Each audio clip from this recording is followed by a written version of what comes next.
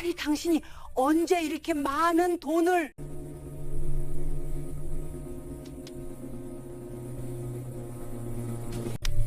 한남님, 황목님, 여기서 바로 나가세요. 빨리요.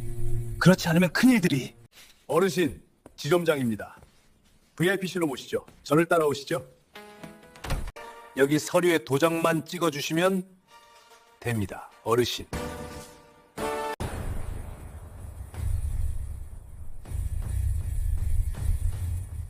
안녕하세요. 황금빛 사랑방입니다. 구독과 좋아요 부탁드리겠습니다. 그럼 오늘의 이야기 시작하겠습니다. 75세 박순자 할머니는 돌아가신 남편이 남긴 비상금 3천만 원을 찾기 위해 30년 만에 은행을 방문했습니다. 그런데 창구 직원 김민수의 손이 심하게 떨리고 있었고 그는 할머니에게 급히 속삭였어요. 할머니, 여기서 바로 나가세요. 제발요. 할머니가 어리둥절해하는 사이 민수는 통장을 슬쩍 밀어내며 눈빛으로 신호를 보냈습니다. 그 순간 뒤편에서 양복 입은 남자들이 다가오는데 이른 아침 박순자 할머니는 경기도 양평의 작은 시골집에서 눈을 떴습니다. 창밖으로 보이는 감나무에는 까치 한 마리가 앉아 제잘거리고 있었어요. 할머니는 천천히 몸을 일으키며 이불 옆에 놓인 낡은 통장을 바라봤습니다. 남편이 세상을 떠난 지 한 달 유품을 정리하다 오래된 서랍 깊숙한 곳에서 발견한 그 통장이었어요. 갈색으로 변색된 표지에는 먼지가 수북이 쌓여 있었고 펼쳐보니 1985년에 개설된 계좌였습니다. 통장 안쪽에는 남편의 삐뚤빠뚤한 글씨로 메모가 적혀 있었어요. 순자 몰래 모은 돈, 손자 대학 보낼 때 쓰게. 할머니의 눈시울이 붉어졌습니다. 50년을 함께 살면서 남편은 한 번도 큰 돈을 만져본 적이 없다고 생각했는데 이렇게 몰래 3천만 원이나 모아뒀다니요. 작은 농사를 지으며 평생을 검소하게 살았던 그 사람이 할머니 몰래 조금씩 저축을 해왔던 겁니다. 마침 손자 준호의 대학 등록금 때문에 머리가 아팠던 참이었어요. 아들 부부는 작은 식당을 운영하며 겨우겨우 살림을 꾸려가는 형편이었고 갑자기 들어간 큰 병원비로 빚까지 생긴 상황이었습니다. 할머니는 통장을 가슴에 꼭 안으며 남편에게 속으로 말했어요. 여보, 고맙소. 당신은 세상 떠났어도 우리 손자 챙기고 있구려. 서울 본점으로 가야 한다는 사실이 할머니를 망설이게 했습니다. 30년 전 남편을 따라 시골로 내려온 뒤로 한 번도 서울에 가본 적이 없었어요. 회계사로 일하던 시절의 기억은 이미 오래전 일이 되어버렸고 지금의 할머니는 그저 평범한 시골 노인일 뿐이었습니다. 하지만 손자를 위해서라면 못할 게 뭐가 있겠어요. 할머니는 옷장에서 가장 깨끗한 한복을 꺼내 입었습니다. 거울을 보니 주름진 얼굴과 하얀 머리카락이 낯설게 느껴졌어요. 언제 이렇게 늙었나 싶었죠. 작은 핸드백에 통장과 신분증, 도장을 넣고 집을 나섰습니다. 마을버스를 타고 읍내로 나가 시외버스로 갈아타고 다시 지하철을 2번이나 갈아타야 하는 긴 여정이었어요. 서울역에 내렸을 때 할머니는 숨이 막힐 것 같았습니다. 사람들이 개미떼처럼 빠르게 움직이고 귀가 먹먹해질 정도로 시끄러운 소음이 사방에서 들려왔어요. 예전에 다니던 회사 근처였지만 모든 게 낯설었습니다. 건물들은 더 높아졌고 간판들은 영어로 가득했으며 사람들은 모두 휴대폰만 들여다보고 있었어요. 은행 건물 앞에 도착한 건 오전 11시쯤이었습니다. 유리로 된 거대한 건물이 햇빛을 반사하며 위압적으로 서 있었어요. 할머니는 한참을 망설이다 용기를 내어 회전문을 밀고 들어갔습니다. 내부는 차가운 에어컨 바람이 쌩쌩 불어오고 사람들은 모두 바쁘게 움직이고 있었어요. 입구 근처에 키오스크라는 기계가 여러 대 놓여 있었는데 사람들은 그 기계를 능숙하게 조작하며 번호표를 뽑고 있었습니다. 할머니는 어찌할 바를 모르고 그 앞에 서 있었어요. 옆에 있던 20대로 보이는 여자가 짜증스러운 표정으로 할머니를 보더니 한숨을 쉬며 지나갔습니다. 할머니는 작아지는 마음을 느끼며 한참을 기계 앞에서 서성였어요. 결국 은행 직원에게 도움을 청했습니다. 제복을 입은 젊은 여직원이 친절하지만 빠른 말투로 설명했어요. 여기 누르시고 업무 선택하시면 돼요. 하지만 할머니에게는 화면의 글자들이 너무 작게 보였고 어떤 버튼을 눌러야 할지 알 수 없었습니다. 몇 번의 시행착오 끝에 겨우 번호표를 받아들었을 때는 이미 땀이 등을 적시고 있었어요. 대기석에 앉아 순서를 기다리는 동안 할머니는 주변을 둘러봤습니다. 사람들은 대부분 젊었고 할머니처럼 나이 든 사람은 거의 보이지 않았어요. 벽면에 걸린 전광판에는 숫자들이 계속 바뀌었고 어디선가 기계음 같은 안내 방송이 흘러나왔습니다. 30년 전 다니던 은행과는 완전히 다른 세상이었어요. 1시간을 기다린 끝에 드디어 할머니의 번호가 불렸습니다. 5번 창구로 안내하는 전광판을 보고 할머니는 천천히 일어났어요. 무릎이 뻐근했지만 참았습니다.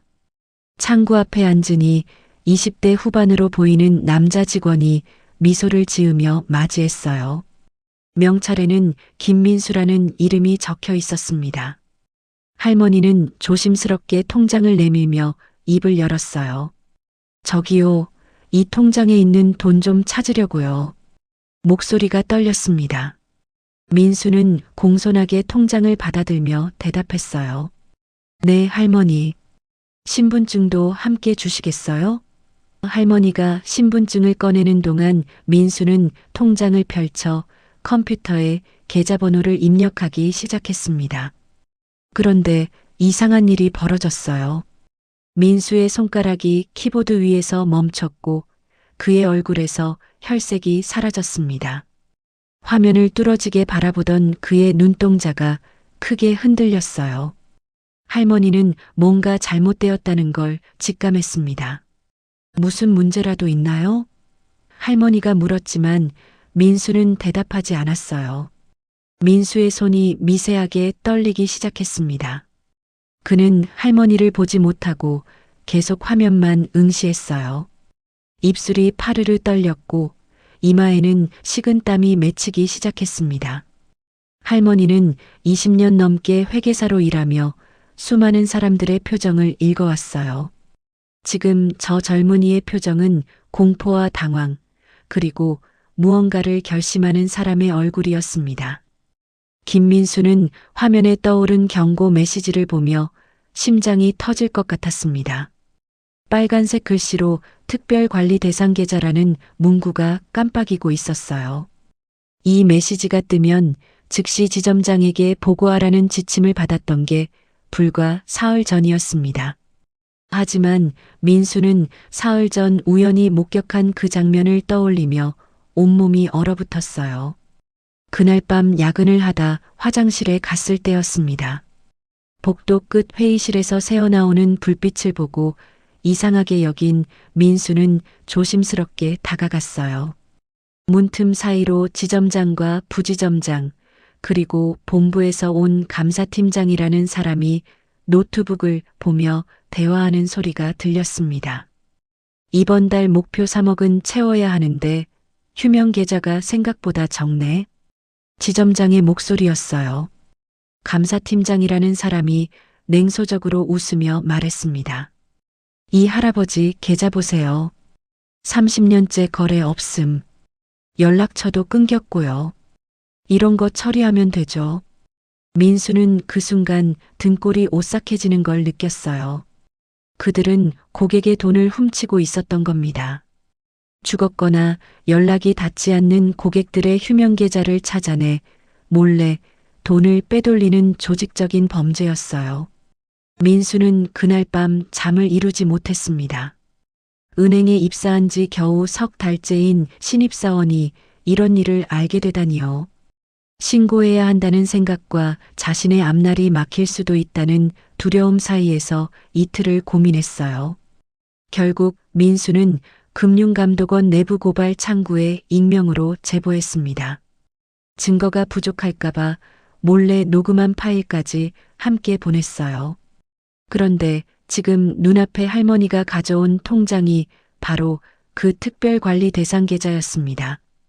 화면에는 개설일자가 1985년으로 표시되어 있었고 마지막 거래가 1995년이었어요. 30년 넘게 아무런 거래가 없던 계좌였습니다. 잔액은 정확히 3천만 원, 지점장 일당이 노릴 만한 금액이었어요. 민수는 순간적으로 결정을 내려야 했습니다.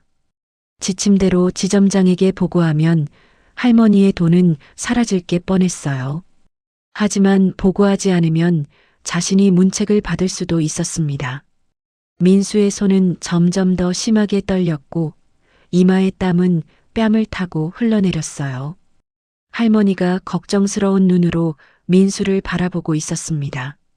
민수는 떨리는 손으로 잠시만요라고 말하며 자리에서 일어났습니다. 할머니는 불안한 표정으로 고개를 끄덕였어요. 민수는 뒤편의 사무공간으로 걸어가면서 주변을 살폈습니다. 지점장실 문이 열려 있었고 안에서는 지점장과 부지점장이 무언가 진지하게 대화하고 있었어요. 민수가 다가가자 지점장이 고개를 들었습니다. 무슨 일인가? 지점장의 목소리는 평소처럼 부드러웠지만 민수는 그 뒤에 숨은 냉혹함을 알고 있었어요. 민수는 최대한 침착하게 말했습니다. 저기 5번 창구에 오신 할머니 건인데요. 통장 계좌 조회가 안 되어서요. 시스템 오류인 것 같은데 확인 좀 부탁드립니다. 거짓말이었습니다. 조회는 정상적으로 되었어요. 지점장이 의자에서 일어나며 물었습니다. 어떤 할머니인데? 민수는 통장을 내밀었고 지점장은 그걸 받아들며 계좌번호를 확인했어요. 그 순간 지점장의 눈빛이 날카롭게 변했습니다. 민수는 그 눈빛의 의미를 정확히 알 수 있었어요. 지점장은 부지점장에게 눈짓을 했고 부지점장이 자리에서 일어났습니다. 김대리, 고객을 VIP실로 안내하게. 중요한 계좌니까 특별히 관리해야겠어. 지점장의 목소리는 여전히 부드러웠지만 명령조였어요. 민수는 등에서 식은땀이 흐르는 걸 느꼈습니다.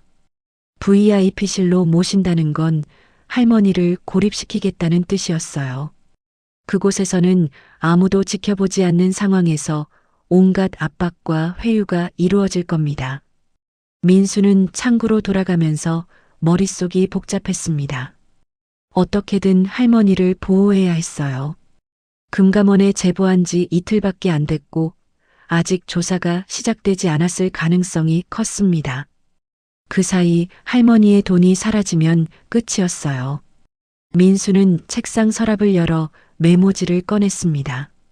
빠르게 화장실 가는 척하고 나가세요. 이 통장 위험합니다라고 적었어요. 창구에 앉은 할머니는 여전히 불안한 표정으로 기다리고 있었습니다. 민수는 억지로 미소를 지으며 말했어요. 할머니, 죄송한데 이 계좌가 오래되어서 특별 확인 절차가 필요합니다. VIP실에서 편하게 기다리시면 저희가 빠르게 처리해 드릴게요. 그러면서 통장과 함께 접힌 메모지를 슬쩍 할머니 손에 쥐어줬습니다. 할머니는 메모지를 받으며 민수의 떨리는 손과 창백한 얼굴을 봤어요. 50년 넘게 사람을 대해온 할머니의 직감이 작동했습니다. 이 젊은이는 지금 무언가와 싸우고 있었어요. 메모지를 몰래 펼쳐본 할머니의 눈빛이 순간 날카로워졌습니다.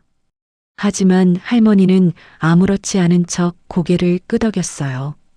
바로 그때 뒤편에서 양복을 말끔하게 차려입은 두 남자가 다가왔습니다.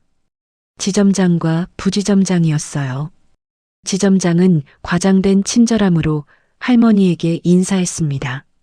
어르신, 안녕하세요. 저는 이 지점의 지점장 최인호입니다. 오래된 계좌라 특별 관리가 필요해서 제가 직접 모시려고 왔습니다. 부지점장도 옆에서 고개를 숙였어요. 할머니는 천천히 일어나며 그들을 바라봤습니다. 회계사 시절 수많은 사기꾼들을 만났던 할머니는 저들의 과도한 친절 뒤에 숨은 의도를 느낄 수 있었어요. 하지만 표정을 감추고 순박한 시골 노인처럼 굴었습니다. 아이고, 지점장님이 직접 나오시다니 감사합니다. 할머니의 목소리는 떨렸지만 그건 연기였어요. 민수는 할머니가 VIP실로 안내되는 모습을 지켜보며 주먹을 꽉 쥐었습니다. 손톱이 손바닥을 파고들었지만 아프지 않았어요. 그는 책상 밑에 숨겨둔 휴대폰을 꺼내 금감원 담당자에게 긴급 문자를 보냈습니다. 지금 당장 오셔야 합니다. 피해자가 현장에 있습니다. 떨리는 손가락으로 전송 버튼을 눌렀어요. VIP실은 은행 2층 구석에 위치한 독립된 공간이었습니다. 두꺼운 방음문 너머로는 외부의 소음이 전혀 들리지 않았어요. 실내는 고급스러운 가죽 소파와 대리석 테이블로 꾸며져 있었고 한쪽 벽면에는 커다란 액자에 담긴 풍경화가 걸려 있었습니다. 하지만 할머니는 이 화려함 속에서 묘한 압박감을 느꼈어요. 지점장 최인호는 할머니를 소파에 앉히며 과도하게 친절을 떨었습니다. 편하게 앉으세요, 어르신. 커피 드릴까요? 아니면 녹차가 좋으시겠어요? 할머니는 손사래를 치며 대답했어요. 아니요, 괜찮습니다. 그냥 돈만 찾으면 되는데요. 목소리에 일부러 긴장감을 실었습니다. 상대가 자신을 만만하게 보도록 유도하는 거였어요. 최인호는 부드럽게 웃으며 테이블 넘어 앉았습니다. 부지점장 박성우도 옆에 자리를 잡았어요. 물론이죠. 당연히 찾아드려야죠. 다만 이 계좌가 특수한 경우라서 몇 가지 확인 절차가 필요합니다. 최인호가 말하며 서류 뭉치를 테이블 위에 펼쳐놓았습니다. 할머니는 그 서류들을 보며 눈썹을 찌푸렸어요. 서류는 최소한 10장이 넘어 보였습니다. 본인 확인서, 거래 목적 확인서, 자금 출처 확인서 등 온갖 명목의 서류들이었어요. 할머니가 은행에 다니던 30년 전에는 이런 복잡한 절차가 없었습니다. 통장과 도장, 신분증만 있으면 언제든 돈을 찾을 수 있었어요. 할머니는 조심스럽게 물었습니다. 이게 다 필요한 건가요? 박성우가 끼어들며 설명했어요. 요즘은 금융거래가 엄격해져서요. 특히 오래된 계좌는 자금 세탁이나 불법 거래에 악용될 수 있어서 더 철저히 확인합니다. 그럴듯한 설명이었지만 할머니는 뭔가 이상함을 느꼈어요. 자금 세탁이라니 70평생 성실하게 살아온 사람에게 할 소리가 아니었습니다. 최인호는 첫 번째 서류를 할머니 앞으로 밀며 말했습니다. 여기 신분증 사본을 떼어야 하는데 혹시 신분증 가져오셨나요? 할머니가 핸드백에서 신분증을 꺼내자 박성우가 재빨리 받아들어 복사기로 향했어요. 할머니는 신분증이 자신의 손을 떠나는 걸 보며 불안감을 느꼈습니다. 저들이 신분증으로 뭘 할지 알 수 없었어요. 두 번째 서류는 도장 날인이 필요한 문서였습니다. 최인호가 설명했어요. 이건 본인이 직접 거래하시는 게 맞다는 확인서입니다. 여기 도장 찍어주시면 됩니다. 할머니는 서류를 자세히 읽어보려 했지만 글씨가 너무 작았어요. 안경을 쓰고도 잘 보이지 않는 작은 활자들이 빼곡히 적혀 있었습니다. 이게 무슨 내용인지 크게 좀 설명해 주시겠어요? 최인호의 미소가 순간 굳어졌다가 다시 펴졌습니다. 아, 그냥 형식적인 거예요. 어르신이 본인 의지로 거래하신다는 확인서입니다. 법으로 정해진 거라서 안 하시면 거래가 안 돼요. 약간의 압박이 섞인 말투였어요. 할머니는 그 미묘한 변화를 놓치지 않았습니다. 저들은 지금 자신을 서두르게 만들려 하고 있었어요. 할머니가 주저하자 박성우가 다시 끼어들었습니다. 어르신, 시간이 오래 걸리면 오늘 처리 못할 수도 있어요. 은행 업무 시간이 정해져 있어서요. 은근한 협박이었어요. 할머니는 속으로 냉소를 지으며 고개를 끄덕였습니다. 그럼 빨리 해야겠네요. 손자 등록금이 급해서요. 손자분 등록금이요? 최인호가 관심 있다는 듯 물었어요. 어느 학교 다니시나요? 할머니는 일부러 자세하게 대답했습니다. 서울대 공대에 합격했어요. 이번에 신입생이에요. 등록금이 1,000만 원이 넘는다고 하더라고요. 최인호와 박성우가 서로 눈빛을 교환했어요. 그들의 눈에는 탐욕이 어려 있었습니다. 세 번째 서류가 나왔습니다. 이번엔 자녀 연락처를 적으라는 항목이 있었어요. 할머니가 의아해하며 물었습니다. 왜 자식 연락처까지 필요한가요? 최인호가 대답했어요. 고령자 보호 차원에서요. 혹시 모를 사기나 범죄를 예방하기 위해 보호자 연락처를 받습니다. 그럴듯했지만 할머니는 본능적으로 거부감이 들었어요. 제 돈 찾는데 왜 자식 동의가 필요합니까? 할머니의 목소리가 약간 날카로워졌어요. 최인호는 당황한 기색 없이 대답했습니다. 동의까지는 아니고요. 그냥 연락처만 적어주시면 됩니다. 혹시 어르신께 무슨 일 생기면 연락드리려고요. 말은 그럴듯했지만 할머니는 저들이 아들에게 연락해 뭔가를 요구하려는 게 아닌가 의심했어요.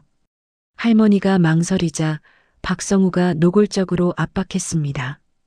어르신, 이거 안 적으시면 정말 오늘 거래 못 하십니다. 규정이에요. 목소리에 짜증이 섞여 있었어요. 할머니는 그 순간 확신했습니다. 저들은 지금 불법적인 일을 하고 있었어요. 정상적인 은행 업무라면 이렇게까지 압박할 이유가 없었습니다. 할머니는 떨리는 손으로 핸드백을 뒤적이는 척하며 시간을 벌었습니다. 어디 뒀더라 휴대폰이.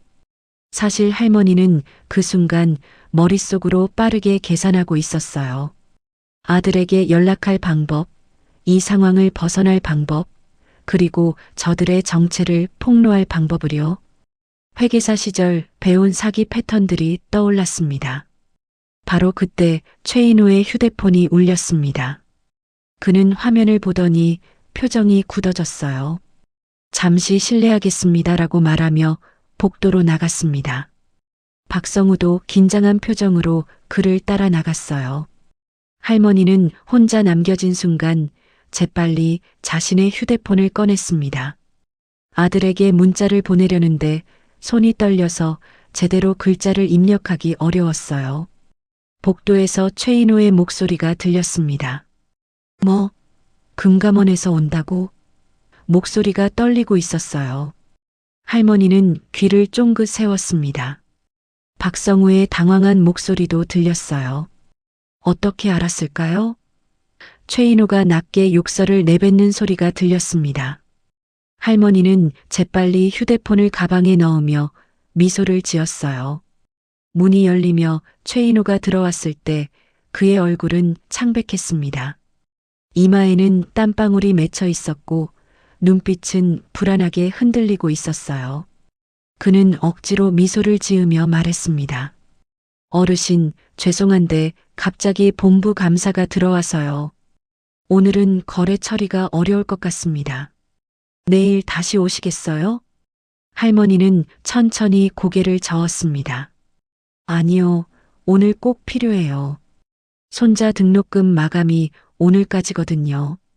할머니의 목소리는 단호했어요. 최인호는 당황한 표정으로 박성우를 봤습니다. 박성우도 어찌할 바를 몰라하며 서류를 만지작거렸어요. 바로 그 순간 VIP실 문이 거칠게 열렸습니다. 금융감독원이라고 적힌 조끼를 입은 사람 4명이 들어섰어요. 선두에 선 중년 남자가 신분증을 꺼내 보이며 말했습니다. 금융감독원 특별조사팀입니다. 긴급 감사 들어갑니다. 최인호의 얼굴에서 마지막 남은 혈기마저 사라졌어요. 금융감독원 특별조사팀장 정수철은 50대 초반의 날카로운 인상을 가진 남자였습니다. 그는 VIP실 안을 둘러보며 최인호와 박성우를 번갈아 쳐다봤어요. 최인호 지점장님, 박성우 부지점장님 맞으시죠? 두 사람은 대답도 못하고 굳어 있었습니다. 정수철은 뒤따라 들어온 조사관들에게 지시했어요. 서류 전부 확보하고 컴퓨터 압수 준비하세요. 할머니는 소파에 앉은 채 이 모든 상황을 지켜봤습니다. 조사관 한 명이 할머니에게 다가와 공손하게 말했어요. 어르신, 혹시 불편하신 점이나 강압적인 요구를 받으신 게 있으신가요? 할머니는 테이블 위에 펼쳐진 서류들을 가리키며 대답했습니다. 이 사람들이 이상한 서류에 도장 찍으라고 하고 자식 연락처까지 달라고 하더군요. 조사관은 서류를 집어들고 빠르게 훑어봤습니다. 그의 표정이 점점 굳어졌어요. 이건 계좌명의 이전 동의서잖아요? 조사관이 최인호를 날카롭게 쳐다봤습니다. 고객 동의 없이 이런 서류를 작성하게 하신 겁니까? 최인호는 입을 벙긋거리기만 할 뿐 제대로 된 대답을 하지 못했어요. 정수철이 할머니에게 다가와 의자를 당겨 앉았습니다. 어르신, 성함이 어떻게 되시나요? 할머니는 침착하게 대답했어요. 박순자입니다. 정수철은 고개를 끄덕이며 말을 이었습니다. 박순자 어르신, 혹시 이 계좌가 어떻게 만들어진 건지 아시나요? 할머니는 남편 이야기를 간단히 설명했어요. 정수철은 조사관에게 눈짓했고 조사관이 노트북을 꺼내 계좌 내역을 조회하기 시작했습니다. 화면에는 1985년부터 1995년까지의 거래 내역이 나타났어요. 매달 10만 원에서 20만 원씩 꾸준히 입금된 기록이 보였습니다. 할머니는 그 내역을 보며 눈시울이 붉어졌어요. 남편이 얼마나 성실하게 돈을 모았는지 알 수 있었습니다. 그런데 1995년 이후로는 거래가 전혀 없네요. 조사관이 말했습니다. 할머니가 설명했어요. 그때 저희가 시골로 내려갔거든요. 남편이 서울 생활을 힘들어해서요. 이 통장 존재도 모르고 있었습니다. 정수철은 고개를 끄덕이며 무언가 적었어요. 그럼 이 계좌는 30년 넘게 휴면 상태였던 거네요. 최인호가 갑자기 입을 열었습니다. 저희는 정상적인 업무 절차를 밟았을 뿐입니다. 오래된 계좌라 확인 절차가 필요해서 정수철이 차갑게 끊었어요. 그래서 계좌명의 이전 동의서를 받으려 하셨습니까? 이게 정상적인 절차입니까? 최인호는 입을 다물었습니다. 박성우가 변명하려 했어요. 그건 오해입니다. 하지만 정수철이 손을 들어 제지했습니다. 변명은 조사실에서 하세요. 지금은 증거 확보가 우선입니다. 조사관들은 체계적으로 움직이며 서류들을 비닐봉투에 담고 컴퓨터를 분리하기 시작했어요. 1층 창구에서는 김민수가 안절부절 못하고 있었습니다. 금감원 조사팀이 들이닥친 뒤로 은행 전체가 술렁이고 있었어요. 고객들은 무슨 일이냐며 수군거렸고 직원들은 당황한 표정으로 서로를 쳐다봤습니다. 민수는 자신이 한 일이 맞는 건지 두렵기도 했지만 동시에 안도감도 느꼈어요. 정수철이 민수를 찾았습니다. 김민수 씨 맞으시죠? 잠깐 이야기 좀 하시죠. 민수는 긴장한 표정으로 따라갔어요. 빈 회의실로 들어가자 정수철은 문을 닫고 민수를 마주봤습니다. 당신이 내부 고발한 거 맞죠? 민수는 망설이다 고개를 끄덕였어요. 네, 맞습니다. 정수철의 표정이 부드러워졌습니다. 용기 있는 결정이었어요. 당신 덕분에 큰 범죄를 막을 수 있었습니다. 민수는 안도의 한숨을 내쉬며 물었어요. 할머니는 괜찮으신가요? 정수철이 웃으며 대답했습니다. 걱정 마세요. 할머니 계좌는 안전합니다. 오히려 할머니가 우리보다 침착하시더군요. 사실 박순자 할머니는 단순한 시골 노인이 아니었습니다. 30년 전 서울의 대형 회계법인에서 15년간 근무한 베테랑 회계사였어요. 수많은 분식회계와 횡령 사건을 다뤄본 경험이 있었고 사기꾼들의 수법을 누구보다 잘 알고 있었습니다. 남편을 따라 귀촌하면서 그 모든 걸 뒤로 한 채 평범한 농촌 생활을 했지만 본능은 여전히 살아 있었어요. VIP실에서 최인호와 박성우의 과도한 친절과 불필요한 서류 요구를 보는 순간 할머니는 뭔가 이상함을 직감했습니다. 자녀 연락처를 요구하는 것도 계좌명의 이전 동의서를 슬쩍 끼워 넣는 것도 전형적인 금융 사기 수업이었어요. 할머니는 일부러 시간을 끌며 아들에게 문자를 보냈던 겁니다. 할머니의 아들 박진우는 서울중앙지검에서 근무하는 검사였습니다. 할머니로부터 이상한 문자를 받은 진우는 즉시 상황을 파악하고 금감원에 긴급 신고했어요. 마침 김민수의 내부 고발을 받고 잠복 조사 중이던 정수철 팀과 연결되었고 신속하게 현장 급습이 이루어진 겁니다. 모든 게 정확한 타이밍에 맞아떨어졌어요. 정수철은 조사관들과 함께 지점 전체를 샅샅이 뒤지기 시작했습니다. 지점장실에서는 숨겨진 장부가 발견됐어요. 거기에는 지난 3년간 빼돌린 휴명계좌 목록과 금액이 적혀 있었습니다. 총액은 142억 원에 달했어요. 전국 17개 지점에서 조직적으로 이루어진 범죄였습니다. 최인호와 박성우뿐만 아니라 본부의 감사팀장 그리고 몇몇 간부들까지 연루되어 있었어요. 그들은 고령자나 사망자의 휴명계좌를 찾아내 명의를 이전하거나 아예 돈을 인출해 횡령했습니다. 피해자들은 대부분 연락이 닿지 않는 사람들이었기에 범죄가 오랫동안 드러나지 않았어요. 할머니는 조사가 진행되는 동안 조용히 앉아 있었습니다. 마음속으로는 남편에게 감사하고 있었어요. 남편이 남긴 통장 덕분에 큰 범죄를 막을 수 있었으니까요. 정수철이 할머니에게 다가와 말했습니다. 어르신, 오늘은 여기서 마치시고 내일 정식으로 출금 절차 도와드리겠습니다. 안전하게 보호해 드릴 테니 걱정 마세요. 할머니는 고개를 끄덕이며 일어섰습니다. VIP실을 나서는데 복도에서 최인호와 눈이 마주쳤어요. 최인호는 수갑이 채워진 채 고개를 숙이고 있었습니다. 할머니는 그를 지나치며 조용히 말했어요. 젊은이, 남의 돈 탐내지 말고 정직하게 사세요. 최인호는 고개를 들지 못했습니다. 일주일 후 박순자 할머니는 다시 은행을 찾았습니다. 이번에는 아들 박진우 검사가 동행했어요. 은행 분위기는 일주일 전과 완전히 달랐습니다. 새로운 지점장이 부임했고 모든 직원들이 긴장한 표정으로 업무를 보고 있었어요. 정수철 팀장도 현장에 나와 할머니를 맞이했습니다. 어르신, 안전하게 출금해드리겠습니다. 이쪽으로 오세요. 정수철이 안내한 곳은 새로 마련된 고객보호 창구였어요. 일반 창구와 달리 프라이버시가 보장되는 독립된 공간이었습니다. 할머니는 편안하게 앉아 통장과 신분증을 건넸어요. 담당 직원은 신임 여직원이었는데 공손하고 정확하게 업무를 처리했습니다.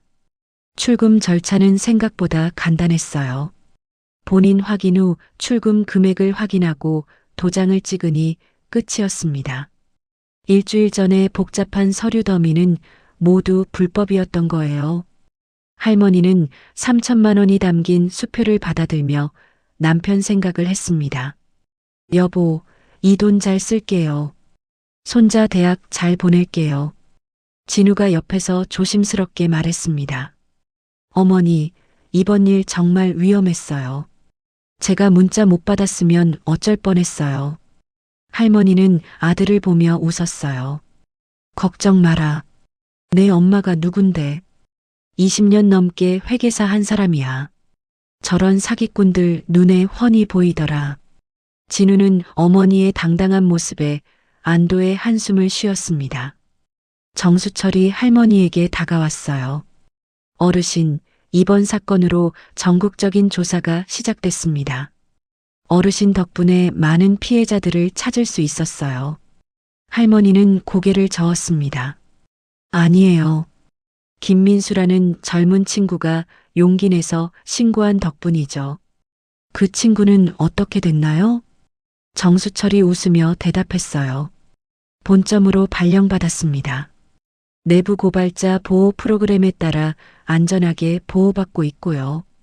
어르신께 인사드리고 싶다고 하던데 잠깐 만나시겠어요? 할머니는 기쁜 표정으로 고개를 끄덕였습니다. 잠시 후 김민수가 들어왔어요. 민수는 할머니를 보자마자 깊게 인사했습니다. 할머니, 그날은 정말 죄송했어요. 제가 할머니를 구한 줄 알았는데. 할머니가 손을 내저으며 말했어요. 무슨 소리야? 내가 쪽지 준 거 보고 확신했잖아. 내가 없었으면 난 그냥 이상하다고만 생각하고 끝났을 거야. 민수는 할머니의 손을 잡으며 말했습니다. 사실 제가 구해진 거예요. 할머니가 침착하게 대응해 주셔서 금감원이 올 때까지 시간을 벌 수 있었어요. 그리고 할머니 아드님께서 신속하게 신고해 주셔서. 진우가 옆에서 웃으며 끼어들었어요. 어머니가 보낸 문자가 정확했거든요. 상황 설명이 회계사답게 명확했어요. 할머니는 민수를 보며 따뜻하게 말했습니다. 젊은이 떨리는 손으로도 정의를 지킬 수 있다는 거 잊지 마. 내가 한 일은 정말 용기 있는 거였어. 민수의 눈시울이 붉어졌어요. 할머니 말씀 평생 잊지 않겠습니다. 할머니는 민수의 어깨를 토닥이며 미소 지었습니다. 정수철이 조사 결과를 설명했어요. 전국 17개 지점에서 유사한 범죄가 적발됐습니다. 피해자는 총 237명, 피해액은 142억 원입니다. 현재 전원 구속 수사 중이고 은행 측에서 전액 배상하기로 했어요. 할머니는 놀란 표정으로 물었습니다. 그렇게 많은 사람들이 피해를 봤단 말인가요? 네, 대부분 고령자나 사망자의 휴명 계좌였습니다. 정수철이 안타까운 표정으로 말했어요. 어르신처럼 직접 찾아오신 분은 거의 없었고 대부분 연락이 닿지 않는 분들이었습니다. 그래서 범죄가 오래 지속될 수 있었어요. 할머니는 고개를 끄덕이며 한숨을 쉬었습니다. 진우가 어머니를 보며 말했어요. 어머니, 금감원에서 감사패를 드린다고 합니다. 그리고 포상금도 나온대요. 할머니는 손을 저으며 거절했습니다. 포상금은 됐어요. 그냥 내 돈 찾은 것뿐인데 뭘. 하지만 정수철이 설득했어요. 어르신, 받으셔야 합니다. 이게 내부 고발과 시민 참여를 장려하는 제도거든요. 결국 할머니는 포상금 500만 원을 받기로 했습니다. 손자 준호의 생활비로 보태면 좋겠다는 생각이었어요. 할머니는 수표와 포상금 수표를 핸드백에 넣으며 남편 사진을 꺼냈습니다. 낡은 지갑 속에 간직해온 사진이었어요.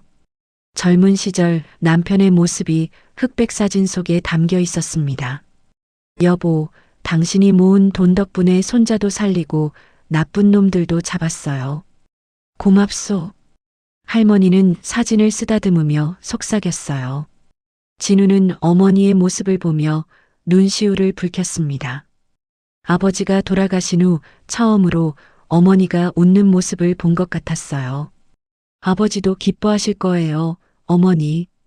은행을 나서는 할머니의 발걸음은 가벼웠습니다. 손자에게 줄 등록금도 마련했고 사회에 작은 기여도 했으니까요. 민수가 입구까지 배웅을 나왔어요. 할머니, 조심히 들어가세요. 또 뵐 수 있을까요? 할머니는 웃으며 대답했습니다. 물론이지. 우리 손자 졸업하면 너도 초대할게. 한 달 후 박순자 할머니는 손자 준호와 함께 서울대학교 캠퍼스를 거닐고 있었습니다. 등록금을 무사히 낸 준호는 신입생 오리엔테이션을 마치고 할머니를 캠퍼스 구경시켜드리고 있었어요. 봄 햇살이 따사롭게 내리쬐는 교정은 벚꽃으로 가득했습니다. 할머니는 손자의 팔을 잡고 천천히 걸으며 행복한 미소를 지었어요. 할머니, 정말 고마워요. 할머니 아니었으면 저 여기 못 왔을 거예요. 준호가 진심 어린 목소리로 말했습니다. 할머니는 손자의 손을 꽉 쥐며 대답했어요. 아니야. 내 할아버지한테 고마워해야지. 할아버지가 평생 모은 돈이야. 준호는 고개를 끄덕이며 주머니에서 할아버지 사진을 꺼냈습니다. 할머니가 준 사진이었어요. 할아버지, 잘 다녀올게요. 할머니 말씀대로 성실하게 살게요. 준호가 사진을 향해 속삭였습니다. 할머니는 그 모습을 보며 눈물을 닦았어요. 남편이 남긴 돈이 이렇게 의미 있게 쓰이다니 남편도 하늘에서 기뻐할 거라는 생각이 들었습니다. 두 사람은 벤치에 앉아 캠퍼스를 바라보며 한참을 이야기를 나눴어요. 그날 저녁 할머니는 양평 집으로 돌아와 텔레비전을 켰습니다. 뉴스에서 은행 횡령 사건 판결 소식이 나오고 있었어요. 최인호 전 지점장 등 13명에게 징역 5년에서 10년의 실형이 선고됐습니다. 재판부는 금융기관 종사자가 고객의 재산을 횡령한 중대한 범죄라며 엄중한 처벌이 필요하다고 밝혔습니다. 앵커가 이어서 말했습니다. 이번 사건으로 전국은행들이 휴명계좌 관리 시스템을 전면 개편하기로 했으며 고령 고객 보호를 위한 특별 제도도 마련될 예정입니다. 할머니는 리모컨을 내려놓으며 만족스러운 표정을 지었어요. 자신의 작은 용기가 큰 변화를 만들어낸 셈이었습니다. 다음 날 아침 할머니에게 택배가 도착했습니다. 금융감독원에서 보낸 감사패였어요. 깔끔한 액자에 담긴 감사패에는 이렇게 적혀 있었습니다. 박순자님, 금융범죄 적발에 기여한 공로를 인정하여 이 감사패를 드립니다. 할머니는 감사패를 거실벽에 걸며 혼자 웃었습니다. 70평생 살면서 이런 건 처음 받아보네. 오후에는 지역 신문사 기자가 찾아왔어요. 할머니, 인터뷰 좀 부탁드려도 될까요? 할머니 이야기가 화제가 되고 있어서요. 할머니는 처음엔 거절하려 했지만 기자의 간곡한 부탁에 응했습니다. 내가 특별한 건 아니고 그냥 이상한 걸 이상하다고 느낀 것뿐이에요. 인터뷰는 1시간 넘게 이어졌습니다. 기자는 할머니의 회계사 경력부터 은행에서 겪은 일, 그리고 그 과정에서 느낀 점까지 자세히 물었어요. 할머니는 솔직하게 답했습니다. 나이 든 사람들이 금융사기에 취약한 건 맞아요. 하지만 그렇다고 우리를 무시하면 안 돼요. 우리도 다 젊었을 때가 있었고 경험과 지혜가 있어요. 기자가 물었습니다. 김민수 씨에 대해서는 어떻게 생각하세요? 할머니는 잠시 생각하다 대답했어요. 그 젊은이는 정말 용감했어요. 신입사원이 조직에 맞서기가 얼마나 어려운데요. 떨리는 손으로도 옳은 일을 한 거예요. 요즘 젊은이들이 다 그렇게 용기 있었으면 좋겠어요. 일주일 후 신문이 나왔습니다. 일면에 할머니 사진과 함께 75세 할머니가 밝혀낸 100억대 금융범죄라는 제목의 기사가 실렸어요. 기사는 할머니의 이야기뿐 아니라 김민수의 내부 고발, 그리고 금융 시스템의 문제점까지 다루고 있었습니다. 마을 사람들이 할머니를 보며 엄지손가락을 치켜 세웠어요. 그날 오후 할머니는 김민수에게서 전화를 받았습니다. 할머니, 저예요. 기사 봤어요. 할머니 말씀이 정말 감동적이었어요. 민수의 목소리는 밝았습니다. 할머니는 웃으며 물었어요. 요즘 일은 어때? 본점에서 잘 지내고 있어? 민수가 대답했습니다. 네, 할머니. 덕분에 좋은 부서에 배치됐어요. 고객보호팀이에요. 그거 잘 됐네. 내가 딱 맞는 자리야. 할머니가 흐뭇하게 말했어요. 민수는 조심스럽게 물었습니다. 할머니, 제가 주말에 뵈러 가도 될까요? 인사도 제대로 못 드렸고. 할머니는 기쁜 마음으로 허락했습니다. 그래, 와라. 우리 집 밥이 맛있어. 시골 밥상 한번 차려줄게. 주말에 민수는 양평까지 찾아왔습니다. 손에는 과일 바구니를 들고 있었어요. 할머니는 마당에서 민수를 맞이하며 반갑게 웃었습니다. 어서 와라. 먼 길 왔구나. 민수는 공손하게 인사하며 과일 바구니를 건넸어요. 할머니, 건강하셨어요? 할머니는 민수의 손을 잡아 끌며 집 안으로 안내했습니다. 저녁 식사는 푸짐했어요. 할머니가 직접 기른 채소로 만든 나물과 된장찌개, 그리고 보쌈까지 상에 올랐습니다. 민수는 맛있게 먹으며 할머니와 이야기를 나눴어요. 할머니, 그날 정말 무섭지 않으셨어요? 민수가 물었습니다. 할머니는 웃으며 대답했어요. 무섭긴 했지. 하지만 내가 준 쪽지를 보고 확신했어. 내가 혼자가 아니구나 하고. 민수는 고개를 숙이며 말했습니다. 사실 저도 겁났어요. 신고하고 나서 후회도 했고요. 혹시 제가 잘못 본 건 아닐까, 괜히 사람들 인생 망치는 건 아닐까 싶기도 했어요. 할머니는 민수의 어깨를 토닥이며 말했어요. 하지만 끝까지 해냈잖아. 그게 중요한 거야. 식사 후 마당에 앉아 차를 마시며 두 사람은 긴 이야기를 나눴습니다. 민수는 자신의 고민과 꿈에 대해 이야기했고, 할머니는 인생 선배로서 조언을 해줬어요. 젊은이, 정의로운 일을 하는 게 항상 쉬운 건 아니야. 하지만 그게 옳은 일이라면 끝까지 가야 해. 내가 그날 보여준 용기를 잊지 마. 해질녘 민수가 돌아갈 준비를 하며 할머니께 마지막 인사를 했습니다. 할머니, 오늘 정말 감사했어요. 힘이 많이 됐어요. 할머니는 민수에게 싸온 반찬 보따리를 건네며 말했어요. 자주 와라. 할머니가 맛있는 거 많이 해줄게.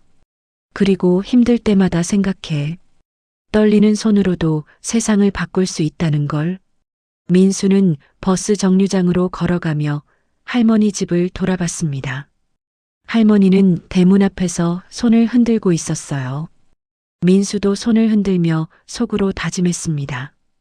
할머니처럼 용기 있는 사람이 되겠습니다.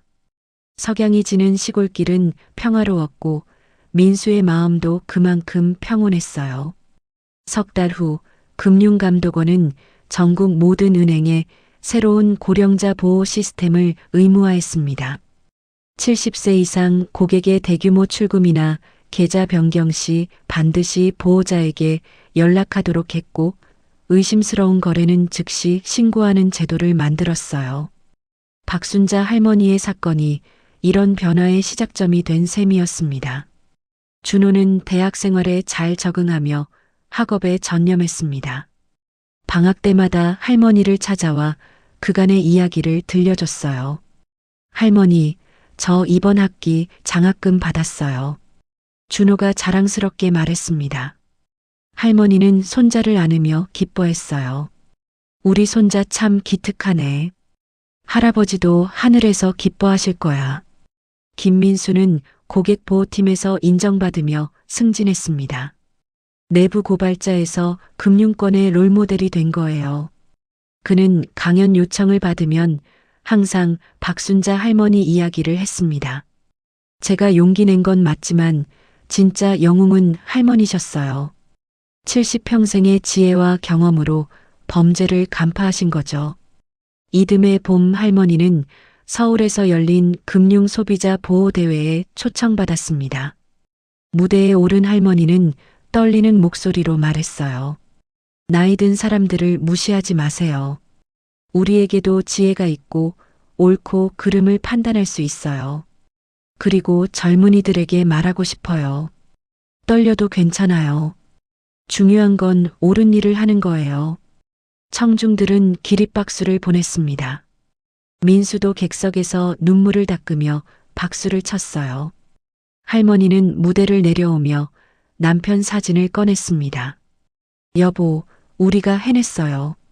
당신이 남긴 돈으로 손자도 키우고 세상도 조금 바꿨어요. 고맙고 사랑해요. 할머니의 눈에는 행복한 눈물이 맺혀 있었습니다. 그날 저녁 집으로 돌아온 할머니는 감사패와 상장이 걸린 거실 벽을 바라봤습니다. 평범한 시골 노인의 삶이었지만 한 번의 용기가 이렇게 큰 변화를 만들어냈어요. 할머니는 창밖의 별을 보며 남편에게 속삭였습니다. 여보, 우리 잘 살았죠? 앞으로도 잘 살 거예요. 밤하늘의 별이 유난히 밝게 빛나고 있었어요. 이 이야기가 마음에 드셨다면 구독과 좋아요 부탁드리겠습니다. 이야기 끝까지 들어주셔서 감사합니다. 행복한 하루 되세요.